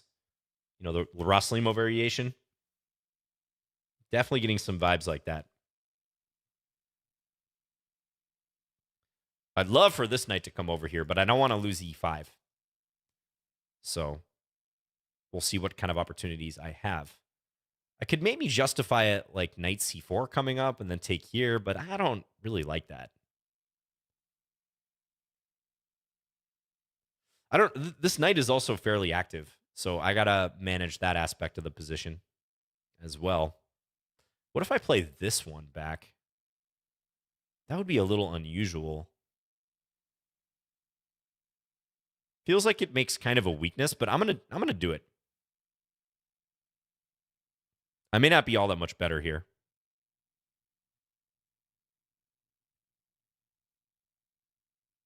John, do you think chess would be more popular instead of if being awarded Grandmaster, the top players were granted the ability to launch laser beams from their fists? I think you're right. I think it would be more popular. Wow, bishop c8. All right, well, now I should be pretty happy. Cartman's Ghost really retreating there.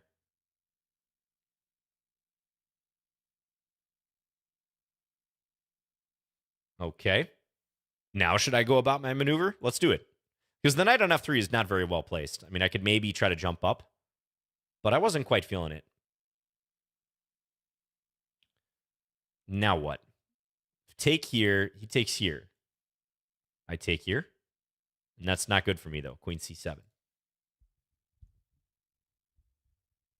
go queen f3.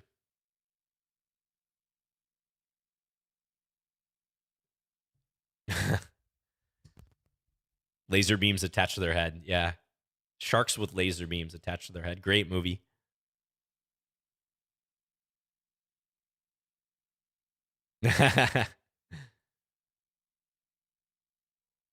Okay. So this pawn's still weak. I'm missing some ingredient in this position that should,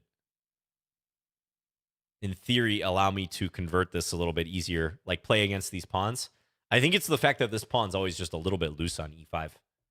Now maybe here, though. I'm making some progress, because now these pawns are starting to creak. They're starting to feel the pressure.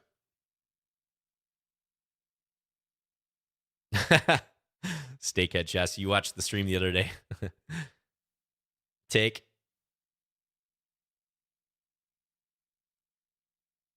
How many challengers do I have? Over 50. I can't tell exactly how many, but definitely a pretty large pool. But you should still throw a challenge if you're going to stick around. Okay, we're making progress here. Next, I need to boot this knight out. That would be great. Gonna take some time, though. Let's play c3 to start. We'll begin with this one. My knight actually might get booted. Yeah, queen there. Come back.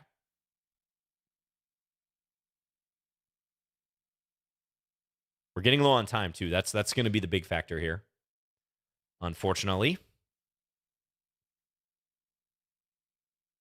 Let's go g4. Just trying to stop knight f5. Trying to keep my opponent a little bit cramped. Let's go f4 now. All right. Now I'm working my way in on the light squares, I hope. Ooh, and Cartman's Ghost wants a trade, but that's an unfortunate pawn to lose on c5. Yeah, now my pieces are flooding in.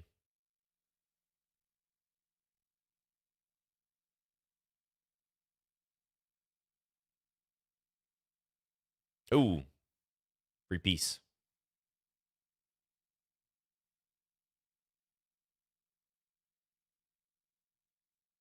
All right, Cartman's Ghost, thank you for the game. Close one. Very close one. All right.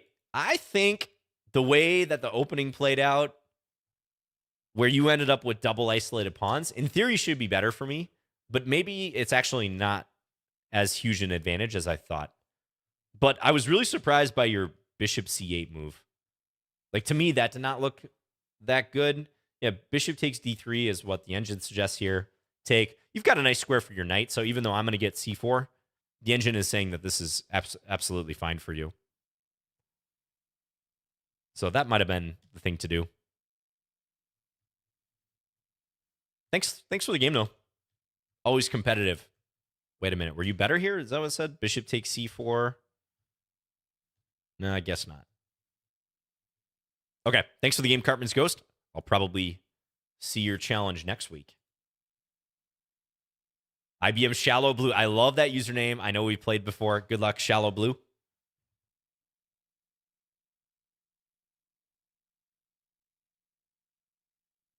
I'm going to try to play Jobava London if Shallow Blue is there.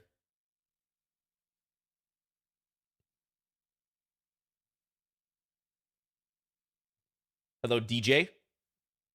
Greetings to you on YouTube. I guess Shallow Blue is not around. All right, let's go to the next game. Kaiba 2, good luck to you. Let's try Jobava again. Can I show us some Owen's defense? Well, Owen's defense is e4, b6. So you can feel free to play around with that line if you want. All right, let's go e3. c6, I think, is a little bit passive against the Jobava and against the London system in general. So I think I should be pretty happy here. You know what? Let's make this interesting. Let's go for a quick g4. Yeah, it's a great site, right? Are you exploring your stats, Andy is Yoda? It's cool.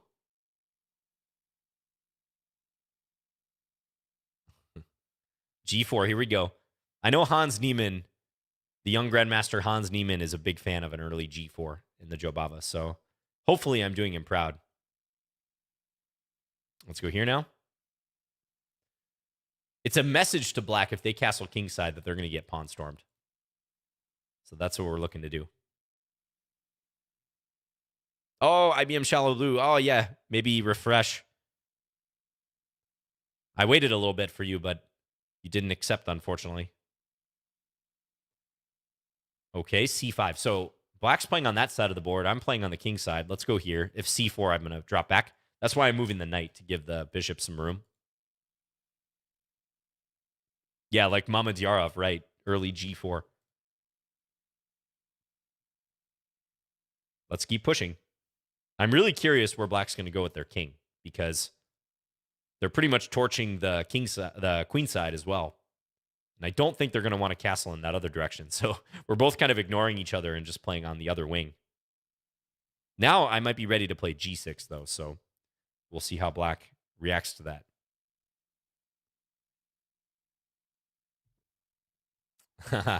I don't, though, Lighthouse Down. I got to pay for Chessable courses just like you guys if it's a paid course. All right, should I go g6? I think it might be time for g6. My knight might end up on h1, but that would be kind of funny, so let's do it.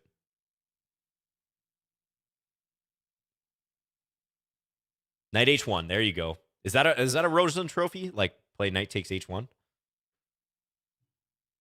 Especially in the opening.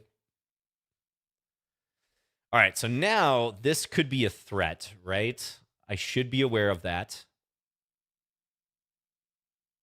I think I'll just play c3, therefore. Interesting position. This g6 pawn could be strong. This is a backward pawn. I'd love to use the e5 square at some point. Both our kings are a bit in limbo right now. I feel like my king is safer, though. Okay. Okay. Let's go here. He's probably heading into this square. And let's defend that pawn. I'm going to go here. What do I recommend against the Jobava London? You know, I usually play either like an early bishop f5 line, so like d5, knight f6, bishop f5. Or sometimes I'll go early c5. But it really depends what you play against d4 in general. That's going to kind of determine what you might want to do. All right, aggressive move here. I'm thinking rook c2. Let's do it. This knight is annoying, though, for sure. I may need to part with the Jobava bishop soon to deal with it. Or I guess it's not the Jobava bishop. This would be the Jobava bishop, but might have to part with the light square bishop. Yeah, I think I'm going to do it. I hate to give up the light square bishop, but that knight was too strong. At least now I attack this. And my queen might make an appearance on h5 very soon. Be forewarned. Knight h5 also interesting. Yeah, I was definitely considering that. But I'm going to go with probably a more direct attacking move. Because again, you start to see the problems black has with their king now. That's an interesting one. So just ignoring this because black's probably going to castle. Feel like here... Feel like queen g4 threatening queen takes e6 is kind of a key thing to do. Let's do it. Buckle up. If black goes bishop d3, I take, black takes, I check, then I can pick up the rook. Wow. It's like we're playing past each other in this game. We're both trying to create our own threats. And I think I'm going to win this now. I can also check here, but this one looks a lot more effective. I think this is almost force mate. Now it is force mate. Black had to go this direction, but now I pick up the rook, and this is checkmate. Again, thanks to that pawn on g6. Thank you for the game. Really interesting one, Kaiba 2. Let's take a quick look. Oh, long discussion in the chat. I'm kind of curious about the later position. So roundabout here, it's saying you're better. It says 10th position. Probably doesn't like my g6 operation, huh? Not even that. It just says the position, if it's better for white, it's only slightly so. Okay, it says you can maybe think about knight takes d4 here, also f5 or f6 as you played. Knight f8 is good, going after the pawn. Okay. Very tense, you know. As humans, we're going to make mistakes in these positions with both colors. Knight h5. Okay, so someone was mentioning knight h5. It likes that move here. And critical position here. This is dead equal according to the engine. But you must play king d7. You know, strangely enough, king d7 was not on my radar. Did anyone watching see that move? In hindsight, it looks very obvious, but that is the only way to keep the pawn defended other than bishop c8, which I can't imagine is going to be good. King d7, and then I can play knight takes e4 or knight h5, which probably has multiple ideas like this. Bishop d3, take, rook a6, yet another defense here. Take, what kind of crazy line is this? Take, g7, this is all best. Take, so I can promote with check. Wow. And this is somehow a draw, perpetual or something. I suppose if I play here, I probably lose somehow. Oh, check. That's a beautiful mate. Almost like a Balestra mate. So that's why I can't just promote at the end. All forced. We all saw that, right? Very interesting lines. Yeah, I mean, the engine's just eat you alive in these positions. That's a crazy, crazy line right there. King d7, only move. And apparently I have to start thinking about a draw because the engine says if I do anything else, I risk losing the game. Whew. Intense. Well, thank you for the game, Kaiba 2. I thought you played pretty well. That was a close one. Marciso, good luck to you. Let's play another Jobava. Let's try to do it. Hello, Flavio on YouTube. Yeah, you're watching live. Randy, you can challenge to rated or casual. I play both. Most people challenge to casual, but I'm willing to put my rating at stake. Is d4 better than e4? You know, they're roughly equivalent in value. You get varying opinions. You know, some people have definitely tried to meme e4 into existence, including even Bobby Fischer back in the day when he said e4 is best by test. But if you look at the stats, there's virtually no difference. Same thing with knight f3, same thing with the English. There's pretty much 4 legit moves for white for an advantage. e4, d4, c4, and knight f3. And kind of take your pick, you know? You can make a case for pretty much all those moves. And a lot of the top players, they can play several of those moves.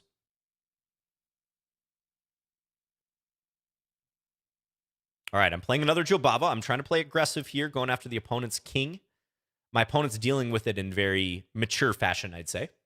Yeah, very calm fashion here. I kind of want to try to keep pieces on board, but that's going to be tough here. I think I have to take on c6, which somewhat strengthens my opponent's center too. So not like hugely thrilled about that, but I think I got to do it. I got to play like this. I'm just going to castle this way. So the Jobava has sadly not resulted in an immediate attack. I just got to play a conventional position where I'm probably not even better. Sag. All right, let's go e4. I think people tend to play e4 first. Yeah, if you're a newer player, I would definitely recommend starting with e4, getting some e4 exposure. E4 tends to lead to more open tactical positions. So it is pretty good to get that exposure. This pawn's been hanging for a while, by the way. I should probably take that. My opponent takes. Okay. Well, let's threaten. Threaten. Queen takes h7. Now I can probably capture here. I could also go for like the ultra squeeze queen e5, which is interesting too. But hey, pawn's a pawn. I should probably take. Of the 20 possible opening moves for white, what's the worst one? I think they've demonstrated that, as Henry Prickett said, g4 is the worst opening move. Sorry to the Grob players out there. It's close between g4 and f3 on move 1. So these two moves. Close race between them. But I'm pretty sure they demonstrated, according to the engine at least, many engine games and analysis, that g4 is actually the worst move you can play on move 1 for white. Let's go here. It's a pretty bad bishop. I don't even know if I want to trade for that bishop. Probably not. That is an awful piece. I'm going to go back here. What about g4 followed by f3? That's a pretty strong claim for the two worst moves in a row, especially if black plays e6 or e5.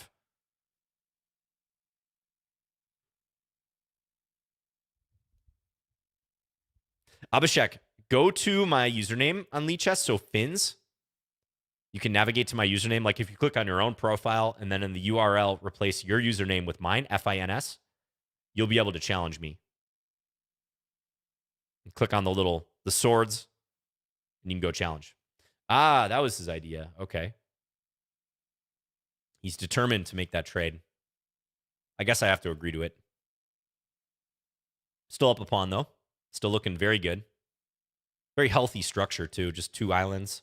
You want fewer pawn islands, usually.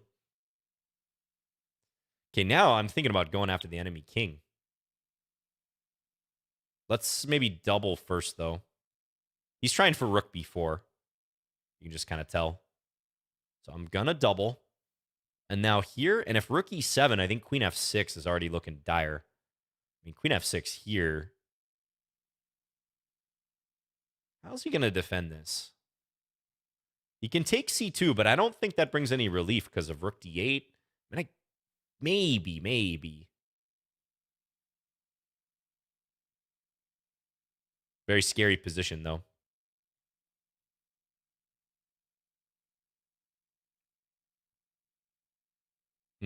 Found a good move. Take. I'm kind of blowing this, actually.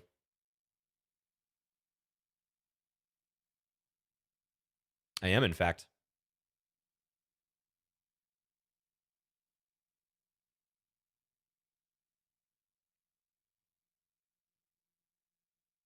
I still got to fight. I'm going to continue. All right, let's trade. We're going to play this endgame.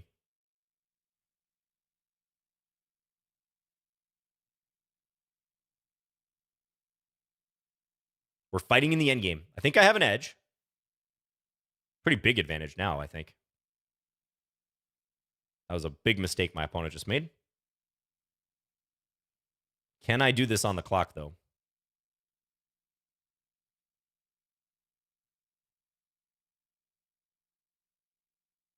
My bullet skills.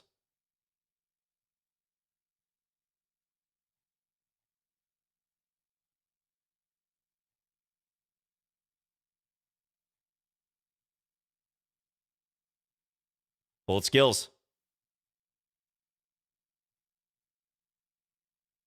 There we go. I haven't been playing a lot of bullet lately, fortunately, but I blew that. I thought I was winning. Thanks for the game, Marciso. I thought I was winning when I had him like kind of on the F7 square and also the back rank, but somehow this is not winning for white. Doesn't seem. Because of this rook B8 move. And rook takes F7 would normally be winning because rook takes F7, rook D8. But rook takes F7, there's queen takes D1 check. So I actually think Engine still says winning here. Interesting. But not for immediate tactical reasons. A5. Yeah, I wouldn't have played this way in hindsight. It's not worth giving up the C2 pawn, even if the engine says it's winning. That's a practical mistake for sure. Just a mistake, period. Oh, yeah. Nice, Sikramo. That was you? That was close. Good counterplay. You defended well down the stretch here. I had to find some really accurate moves, I think, to try to keep the advantage. You defended pretty well. I think in the opening, probably you just lost sight of that A6 pawn or early middle game, I should say. Because this was looking kind of rough for you, but no, good game. Tough one. Let's keep going here. So I have an intact record for today. Nobody has got me for a win or a draw. But remember, the blindfold game is still coming up. Sikramo equals Marciso. Yeah, exactly. Just scrambled the letters. All right, playing my signature opening. Shout out to 2 Bits for being a Lichess patron. Love to see it. Let's play Queen A5. Hello, Chris. Have you ever played Agan Mator? I have not. Bishop F5. And this is the way they're playing this. E6. Okay, knight E5 is a good move, though. Knight E5, I believe, is actually one of white's strongest moves there, if not the strongest move. It's a challenging one. Have I tried the blindfold option in Lichess where you type the moves? I have not, no. But I've seen people do that, like Eric and also Gary. Little trap here I learned long ago. If white plays bishop c4, you can actually play knight takes g4. It's a funny little variation, like deflection idea. Bishop c4, knight takes g4, bishop takes e6, knight takes e6, knight takes e5 rather. And then do you guys know what the best move is for white there? A little hard to visualize. Best move for white at that point is bishop c8. Unfortunately, we're not going to see it in the game, but bishop c8. And then black plays queen c7. White can take on b7, and I think the position's roughly equal, maybe a little bit better for black even.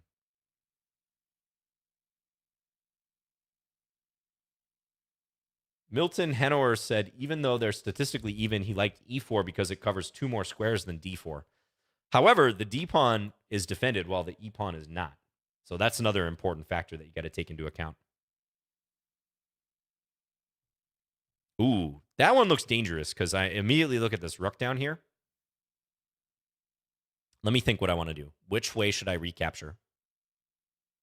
Let's take with the bishop, force rook g1, and then I'm thinking go here and try to attack that pawn on h2, kind of snipe that pawn down the diagonal.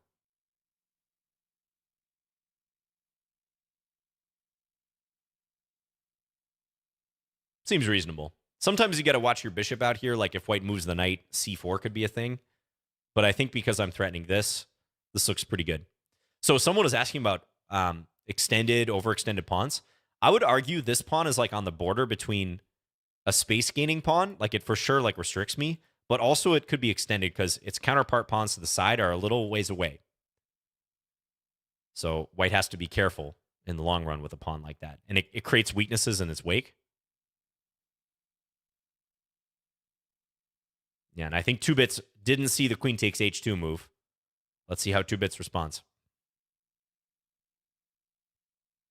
Oh, very clever. That's a cool way to defend. That was not on my radar. Wow, queen c8 checkmate threat. Now, I could play bishop e6 to attack the queen and try to drive the queen back. That might force like a queen trade. It's probably a pretty good option. Otherwise, if the queens remain on board, I kind of like white's compensation here. So, Yeah. Let's do this. I give you credit, though. That was a creative move. Hey, Axiom Fox.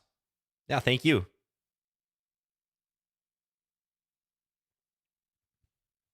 Full credit to 2-bits for coming up with Queen G4.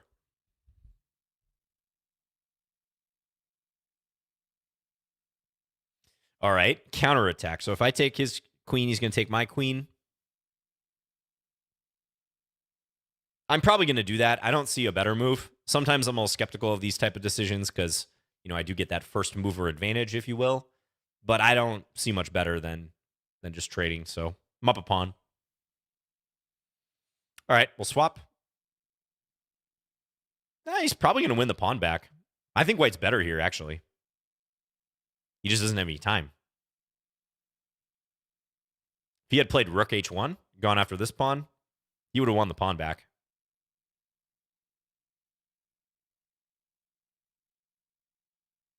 Just no time for 2-bits. Let's take. Hop the knight up. Try to double attack. Okay, thank you for the game. Interesting one. Yeah, I think even up through close to the end, you've got pretty reasonable. Hey, you're better. Look at that. Scandi refuted. Bishop e6, only move to avoid a significantly worse position. Engine actually hates my idea of queen c7. It says, that is an awful, awful choice, John. It says g6. Okay, I could see how the fianchetto looks pretty good, too. That's a pretty solid move. It didn't like any of our moves roundabout here. But you have full compensation, evidently, which I could definitely see because with the H file now open, you're going to get some pressure down here for sure. But just no time left for you. Thanks for the game, 2-bits.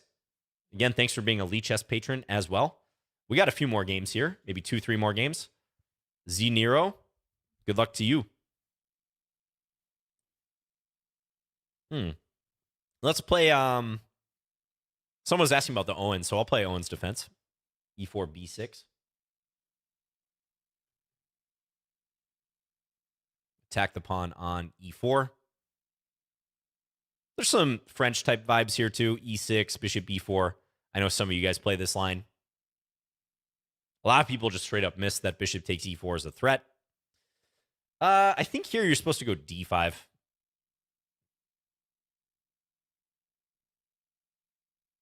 Didn't queen G5 also threaten bishop F4, trapping your queen? Queen G5? How could white have played queen G5? Because there's a pawn on G5, right?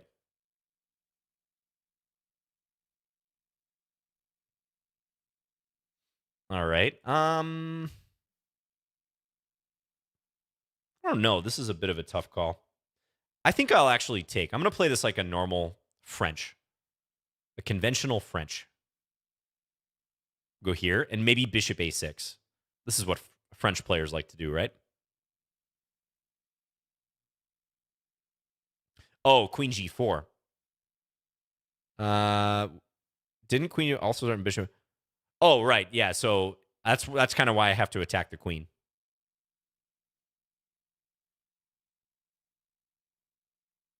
Let's do this right away.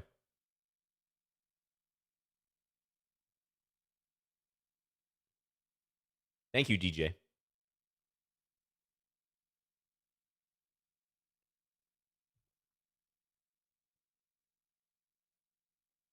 Okay, we get the trade. Light square bishop trade is usually pretty good for black in this opening because that's a powerful piece for white. White has a bunch of pawns on dark squares, so the light square bishop tends to have a lot of scope. These positions are a little slow and kind of like awkward to maneuver for my liking, but I can see the appeal of them. Some people really do like these positions. Go queen c8, defend this. Can I play a Benko? I can try. Probably won't happen today because we are running out of time, but I can try. Let's go here. John, do you have a go-to opening for white? I usually play knight f3 or d4 on move 1. I used to play a lot of e4. That was my main weapon for quite a long time until I was maybe 2300 rated or so. And I still play e4 on occasion.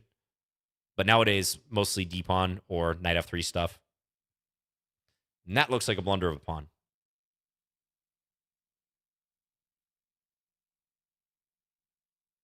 Maybe white's making way for the queen to get over here. Sometimes in the French, you got to be careful of white's activity on the king side because they will have some pressure against your king.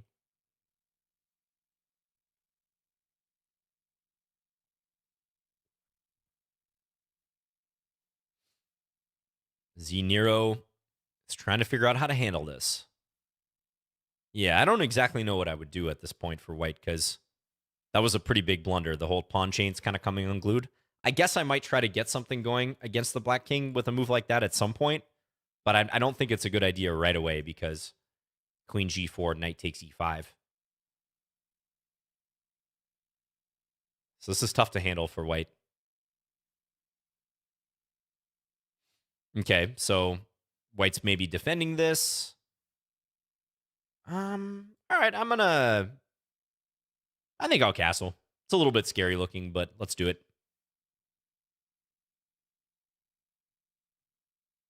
Arguably walks into counterplay from white, but it'll be interesting if white tries it, so I'll give it a shot.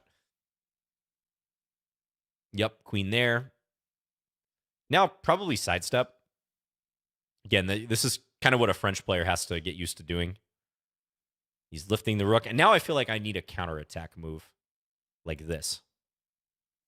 So here, speaking of en passant, white is not forced to take en passant unless you're on our Anarchy chess, in which case they do believe it's forced. White could move the queen or play any other move. Let's do this one. Defend the mate. This is a little bit scary, though, you know? Like, black's probably just fine here. But I'm a little concerned about my king's safety. The dark squares are kind of toast. But my opponent only has 1 second, so that's always helpful. I was going to go there with the knight. Thank you for the game. Appreciate it, Z-Nero. Let's see if the engine thinks you have anything at the end. Yeah, it actually hates my decision to castle, so that might have been a little cooperative. Knight c5. So you've got some counterplay, but knight d2, that left too many doors open for me because it just blunders that pawn. Yeah. Interestingly, Minnesota has a higher number of IMs called John Bartholomew than NYC per square kilometer. Interesting. That is a fascinating stat. I never would have known that, Sir Plop-a-lot.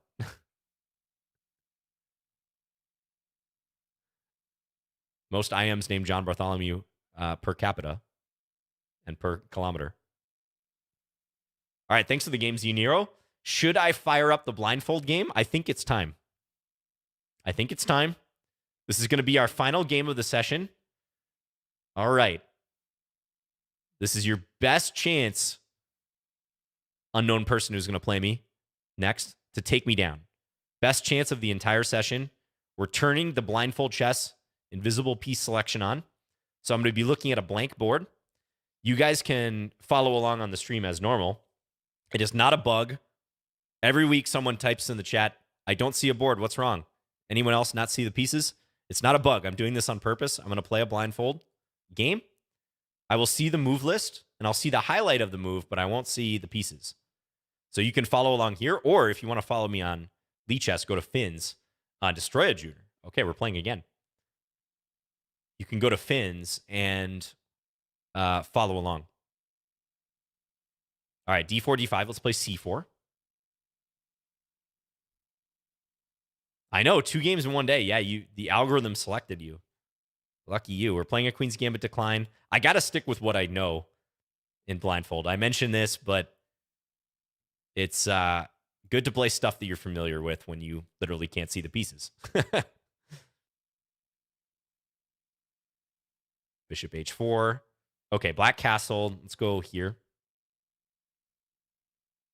Fortunately, I played this structure quite a bit. I will say it's a lot easier when you're familiar with the pawn structure. The pawn structure drives a lot of visualization in chess.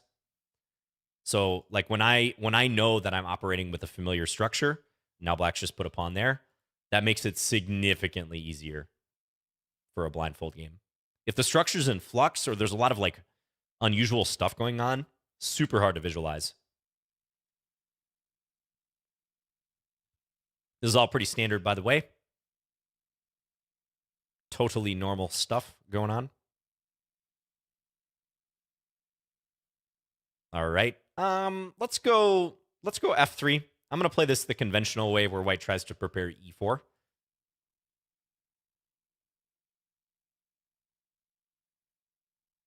My bishop can potentially tuck back here if needed. I got a little time edge, so that's helpful. Why are there invisible pieces? You're trolling me now. You're trolling. Okay, this is a mistake. Black did play h6, right? I'm not hallucinating. Okay, good. That's going to lose a pawn. Technically, if I was playing a real blindfold game, I wouldn't have that knowledge, but if I drop my queen on g6, that would really torpedo the competitive nature of this blindfold game. Yeah, real blindfold game, you wouldn't be looking at the moves here. You wouldn't see the highlight. You'd have like an actual blindfold on. Someone would be dictating the moves to you. You'd be calling them out.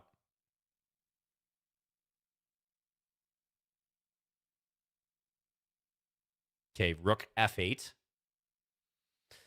Probably going to go ahead and play e4 directly here. Yeah, let's do it. Pawn e4.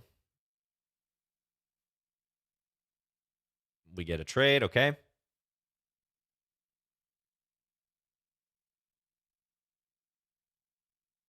The stream is glitching. I know.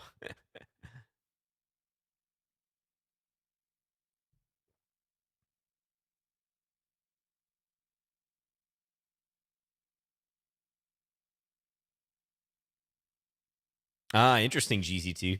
Yeah, they should bring that tournament back, Melody Amber. That would be great if they brought that back. All right, I think e5 is good here. Probably there's only one move that keeps black in the game now. e5 is pretty challenging. Oh, I see an interesting line. If I think black had to play bishop f7 there because now this loses the bishop on e6 with check.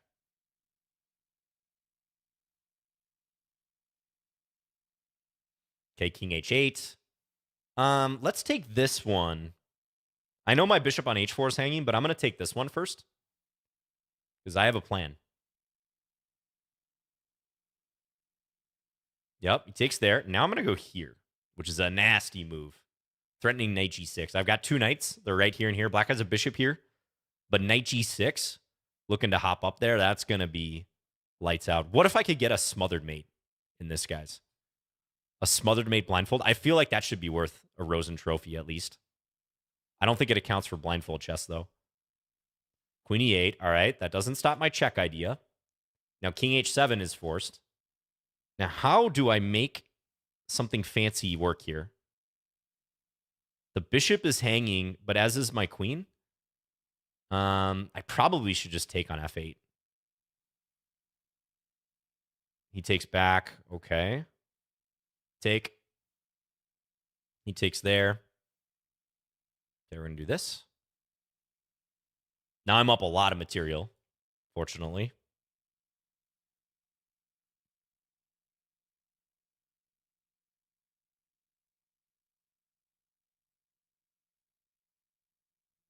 Take. And he resigns. Yeah, king h7 was forced there, but thank you for the game. All right. Yeah, so in that game, I had to play bishop f7 at the end with my queen on g6. That was a mandatory move. I was thinking about taking on f6 and then taking here to get a fork, but I don't think it works because you have rook takes f1. So yeah, the whole knight f8 to g6 operation, although that's common, Destroyer Jr., although that's common in normal Queen's Gambit decline positions, black usually does that when they have the pawn on h7 because that helps defend g6. When you do it here, it just does lose a pawn. Look at this, by the way. I'm just out here snapping off 3 average centi-pawn loss games in Blindfold. I wish I could do that normally. I wish that was a common thing that I could achieve. Yeah, but your average centi-pawn loss is a lot likely to be lower if your opponent blunders early on. So, yeah, thanks for the Game Destroyer Jr. That's just the main thing. You want to only go for knight g6 if you've got that square protected by a couple pawns here and here. Nice one, Silo. Really? Can't hear? Wait, are you guys trolling? You guys are trolling. Really? Seriously?